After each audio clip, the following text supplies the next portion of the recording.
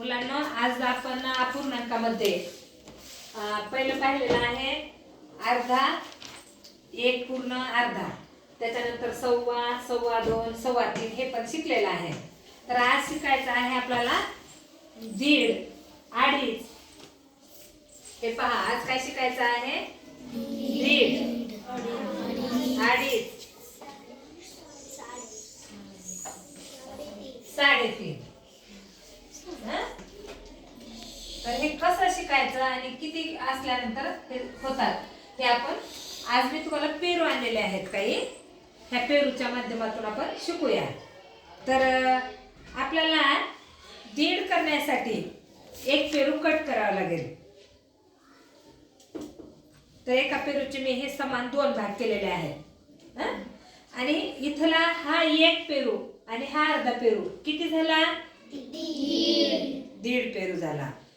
मग हा दीड पेरू, एक पूर्ण आणि अर्धा, एक पूर्ण आणि हा अर्धा. एकाचे दोन केले होते आपण, दोन भाग, दोन मधला एक घेतला म्हणजे हा दीड पेरू, दीड पेरू झाला. आता आपण शिकूया अडीच.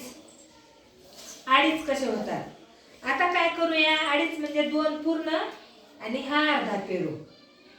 अडीच पेरू झाले? तुमची मम्मी अडीच भाकरी म्हणल्यानंतर दोन भाकरी आणि अर्धी भाकरी ताटामध्ये ठेवते, तर याला अडीच म्हणतात. तर दोन पूर्ण आणि एकाचे दोन केलेल्याचा एक भाग म्हणजेच अडीच.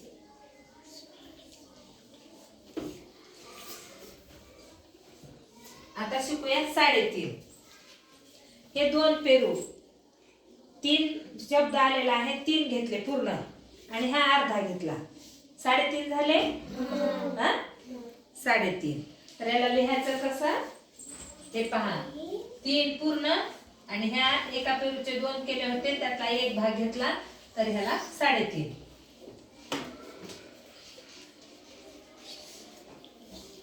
तर हे आपलं अशा प्रकारे दीड, अडीच आणि साडेतीन.